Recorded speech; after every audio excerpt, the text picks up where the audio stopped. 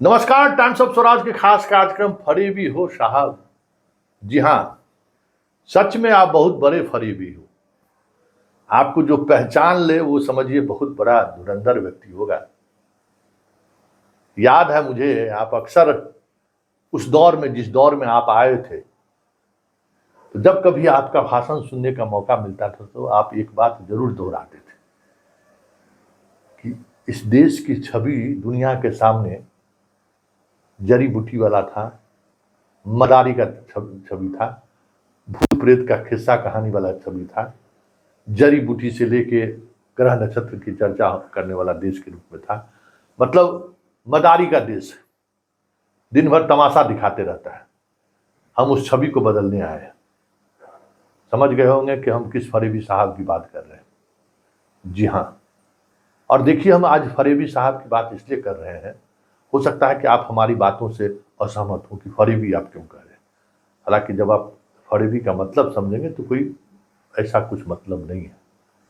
देखिए, हम मीडिया वालों का यही काम है कि जनता तक इस तरीके के फरेब करने वाले जो नेता होते हैं उनकी बातों को खोल कर पहुंचा देना कि समझने में दिक्कत नहीं।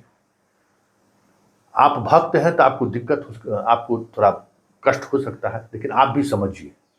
आप अपने नेता के साथ प्यार बनाए रखिए, प्यार बने रहे, मेरी ये शुभकामना और दुआ है। और हम भी चाहते हैं कि ऐसे लोग देश पर लंबे अंतराल तक शासन करें, तब फिर देश नए तरीके से एक नई समझदारी से बाहर निकलेगा। ये जरूरी है किसी भी देश के लिए।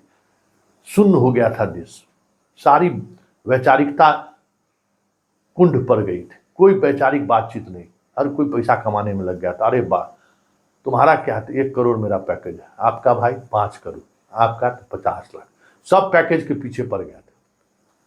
तो भाई पैकेज के पीछे पड़िएगा तो देश छूटेगा। तो ये एक तरीके का अवसर है कि अगर ये हमारे फरेबी बाबा नहीं आते तो ये अवसर देश के सामने नहीं आता, बहुत सारी सच्चाइयाँ सामने नहीं आती जो देश के अंदर चल रहा था, या देश के अंदर के लोगों की जो मानसिकता है वो सामने नहीं आती। हम एक आवरण के सहारे चीज़ों को देख रहे थे। चलिए अब पॉइंट पर बात करते हैं। देखिए, इस फरेबी बाबा को समझने के लिए खुले दिमाग से आपको सोचने की जरूरत है, और मेरा काम है सिर्फ इनकी बातों को आप तक पहुंचा देना, और बाकी चीजें हमें कुछ आपको तय करना है कि देश जा किधर रहा है, ले जाने की कोशिश किधर हो रहा है। देखिए, अभी तत्कालिक क्या हुआ, पर राष्ट्रपति, बताइए भाई, एक पूर्व राष्ट्रपति को ही बना दिए आयोग का चेयरमैन। मतलब राष्ट्रपति पद का भी गरिमा को इस जनाब को ख्याल नहीं है। मतलब क्या मतलब है भाई, चपरासी बना दूसरा। और दूसरा राष्ट्रपति को क्या किए, एक कार्ड जारी करवा दी G20 का निमंत्रण पर, उसमें लिखा दिए भारत। चला बहस शुरू हुआ तो एकदम खूब चला बहस की। विशेष सत्र इसलिए बुलाया गया है, और विशेष सत्र बुलाने के पीछे यही कारण है कि संविधान में जो इंडिया लिखा हुआ है उसको हटाया जाएगा। खूब 4 दिन चर्चा हुआ। कल रात क्या हुआ कि भारत को लेकर जहां जहां लिखा गया था सब वापस ले लिया गया। काम बात खत्म। और मोदी जी आते आते फिर विदेश से लौटते फिर भारत और इंडिया कोई चर्चा नहीं करेगा। जो मंत्री अपने डीपी में भारत लगाए हैं तुरंत उसको ठीक कीजिए, ये विवाद का विषय नहीं है। तो फिर ये बबेला मचा क्यों? आपको भी लग रहा होगा कि ये बबेला क्यों मचाया गया, यही समझने की जरूरत है। तब आप समझिए कि कितना बड़ा ही फरेबी बाबा है। देखिए उस, और इसके लिए ये आदमी किसी भी हद तक जा सकता है, अपने इमेज को बचाए रखने के लिए आदमी, कि मेरा ये कॉलर जो है गंदा नहीं हो, मेरे कॉलर पर कोई छींटा ना पड़े, इसके लिए किसी भी हद तक चला सकता है। G20 जैसा महत्वपूर्ण आयोजन इस देश को मौका मिला, इस पूरे आयोजन को ये भारत और इंडिया में गंवा दिया। सारा आज पब्लिक से लेके मीडिया तक का डिस्कोर्स इसी पर बहस होता रहा, जबकि कितना बढ़िया मौका था, इस पर बहस होनी चाहिए थी, लेकिन मतलब तो वो था नहीं। बहस होती तो बहुत सारी चीजें भी सामने आती। तो जरा देखिए कि किस तरीके से फरेबी बाबा जो कह रहे थे कि यह देश मदारियों का देश है, वो मदारी की तरह कैसे काम किया इन्होंने, ये जरा सोचिए, समझिए ठंडे दिमाग से, भक्ति भाव से नहीं, ठंडे दिमाग से सोचिए। जिस दिन ये भारत वाली बात चली, ठीक उसी दिन अडानी को लेकर रिपोर्ट आई थी, एक दिन पहले, याद होगा, याद करिए, स्मरण शक्ति को आजकल हर नाक कान खोल कर रखिए, क्योंकि सामने जो आपके सामने जो बैठा हुआ है वो इतना बड़ा फरेबी है, इतना बड़ा जाल बूंदने वाला आदमी, जालसाज नहीं कह सकते हैं, जाल बूंदने वाला आदमी है कि आप जब तक सोचिएगा तब तक दूसरा गेंद आपके सामने आ जाएगा। मतलब इंगेज रखना है पूरे देश को अलग अलग बातों के सहारे, जो मूल मुद्दा है उस पर देश सोचे ही नहीं। हो गया, अडानी के बारे में खबर आई थी, राहुल गांधी प्रेस कॉन्फ्रेंस करने लगे, सब नेता लोग रोड पर आने लगा, भाई अडानी ये है, अडानी वो है। दामन पर दाग कहाँ जा रहा था साहब पर। दूसरा, चीन कब्जा कर लिया है, राहुल गांधी बोलना शुरू किया था, लद्दाख से लौटा ही था, उस पर अब चर्चा होगी। वो अपने भाषण में वहाँ बोल ही दिया इंडिया की बैठक में, और उस चीज़ों को लेकर आगे बढ़ ही रहा था। जो तैयारी थी राहुल गांधी की विदेश यात्रा से पहले, इन सारी चीज़ों को लेकर एक अलग तरीके का माहौल बनाने की कोशिश थी, बस हो गया, एगो हवा छोड़ दिया। पहले क्या हवा छोड़ा, विशेष सत्र बुला रहे हैं। अब बताइए, विशेष सत्र बुलाने का ट्वीट पर होता है, ट्वीट करके किसको जानकारी दीजिएगा भाई, आप एक से बताइए। संसद के सत्र में तो हमको शामिल नहीं होना है, आपको शामिल तो नहीं होना है, सांसद को शामिल होना है, तो सांसद के शामिल होने के लिए आपको ट्वीट करने की जरूरत पड़ेगी। ट्वीट किस लिए किया कि पब्लिक के बीच में अब इस पर चर्चा हो। अरे बाप रे बाप, मोदी जी विशेष सत्र बुलाए हैं, कुछ बात जरूर है, कुछ बड़ा बात होगा भाई, जिगर है। लीजिए, पूरा देश विशेष सत्र पर चर्चा शुरू कर दिए, क्योंकि 200 रुपया कम जो किए ये गैस का दाम, वो हवा निकल गया, उस पर हवे नहीं बन रहा है। जो भी मोदी जी कर रहे हैं आजकल हवे नहीं बन रहा है, मतलब 2 घंटा 3 घंटा हवा निकल जा रहा है। इनको समझ में नहीं आ रहा कि करें तो करें क्या, समस्या यही है। तो देश का ध्यान भटका रहे, इसके लिए फरेबी बाबा पूरा इंतजाम, इनके पास जिधर पॉकेट में हाथ डालेंगे एक से एक पुर्जा है, पुर्जा निकाल के छोड़ देना है। भारत और इंडिया अब कितना डिबेट हुआ, और डिबेट हुआ, एगो राष्ट्रपति को मोहरा बना के कार्ड जारी करा दिए, हो गया सब वापस, अब सब इंडिया वही रहेगा, उस पर अब कोई चर्चा भी नहीं होना है, मतलब कोई संविधान संशोधन की बात नहीं हो। वैसे ही संघ का काम करने का तरीका है, संघ कुछ निर्णय लेने से पहले इसी तरीके से पब्लिक डोमेन में कुछ चीज छोड़ते रहता है, पब्लिक का क्या रिएक्शन है। अगर जोरदार रिएक्शन हुआ तो भागेगा पीछे, क्या कहना, ना ना हम इसके पीछे नहीं है। जैसे सम्राट अशोक, महात्मा गांधी, बुद्ध, इस सब इसके पीछे ही पड़ा हुआ कई वर्षों से। जिस दिन इसको लग जाएगा कि अच्छा पब्लिक अब इस बात को लेकर उस तरीके से प्रतिक्रिया व्यक्त नहीं कर रहा है, पूरे देश से गांधी का जितना मूर्ति है ना सब उखाड़वा कर फेंकवा देगा। देखे ना, सम्राट अशोक पर एगो IAS से कहवाया, फिर कहा कि नहीं हम इसके पीछे नहीं है।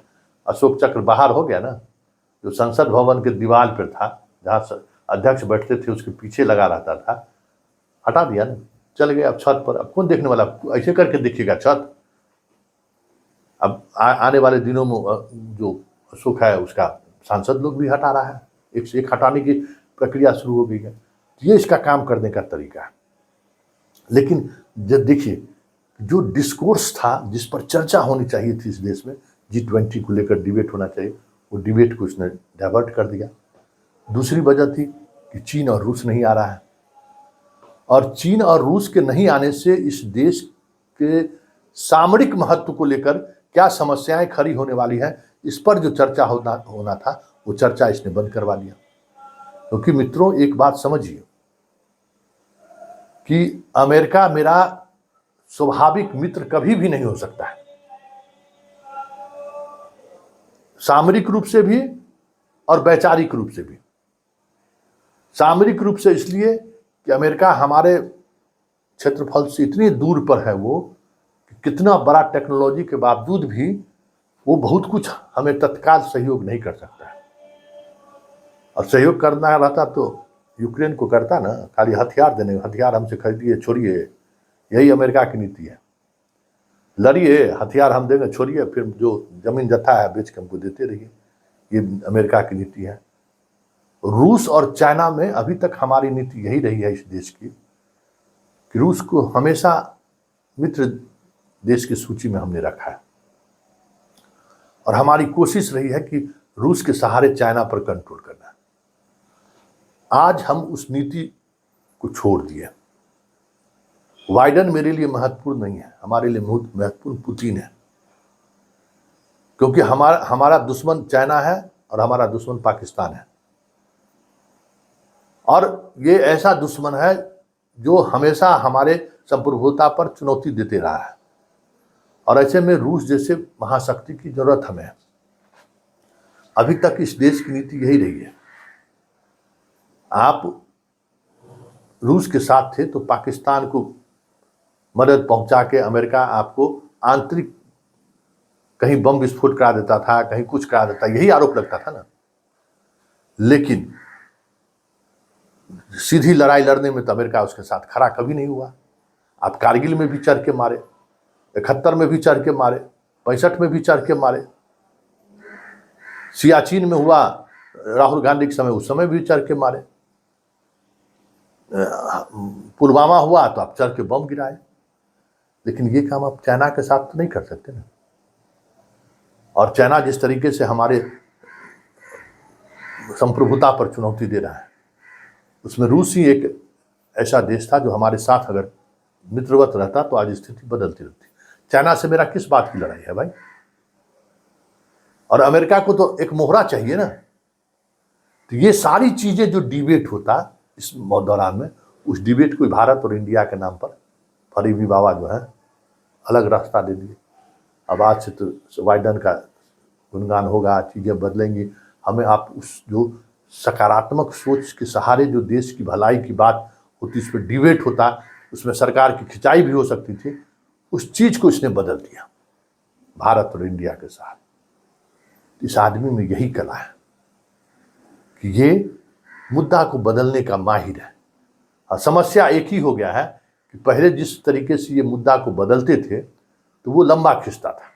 लव जिहाद हो, गौ हत्या हो, भारत पाकिस्तान हो, क्या कहते हैं, बच्चा पैदा करना हो, 4 गो ब्याह करना हो, जितना ये सब तरह का एजेंडा था, वो एजेंडा लंबा खिंचता था।